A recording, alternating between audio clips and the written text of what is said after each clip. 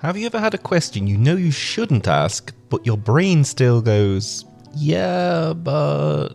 Well, today we're answering a question about one of the most mysterious groups in Chinese history, the court eunuchs. And how did they go to the bathroom? And trust me, the answer is much more complicated than you might think. Part 1. Eunuch didn't always mean what you think. In early China, before the Han Dynasty, not all eunuchs were actually modified. Some were just regular guys hired to work in the palace. But as dynasties rose and fell, emperors kept having the same problem. Who keeps flirting with my concubines? So rulers eventually decided, fine, from now on only fully loyal men can work in the palace. And that's when things got surgical. Part 2. The delicate approach. Early castration methods were all over the place. For example, one of the more gentle techniques was called the squeezing method, which does not sound gentle. I won't explain the details, your imagination already did that. But if you're lacking imagination, scrambled eggs. Men who received this gentler version usually kept enough anatomy to use a urinal. But other methods were not so gentle. Not even close. Part 3. One Cut Man.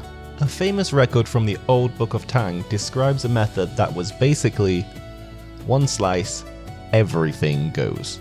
No anesthesia, no modern medicine, just bravery and bad decisions. At first, this method wasn't very common because, well, a lot of people didn't survive. But during the Ming and Qing dynasties, it became the standard. Why? Because emperors wanted zero risk of palace scandals. There's even a record from the Ming dynasty that is absolutely grim. A eunuch official castrated 1,565 boys in one campaign. 329 of them died from shock or infection. When the number of survivors didn't meet the quota, he literally bought more kids and continued. Human life was just worth that little. Part 4. Morbid curiosity. After the one cut operation, going to the bathroom became a real and deadly issue. A eunuch was left with one tiny opening. That's it. To keep urine from hitting the fresh wound, they had to use thin reeds, wheat straws, or even bird feathers as makeshift catheters. Imagine getting stabbed by a porcupine every time you went to the bathroom. That was the real experience of thousands upon thousands of boys. And because the opening was so small, they usually had to squat to go to the bathroom, just to make the entire ordeal that much more difficult. Part 5. The lifelong problem. Incontinence.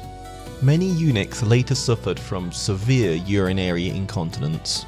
A palace maid who served Empress Dowager Cixi wrote a memoir in 1992 describing older eunuchs. Their pants always looked bulky, even in the summer, because they wrapped multiple towels around their waist to deal with the constant leakage. They even had a special half squat technique when rushing to the toilet.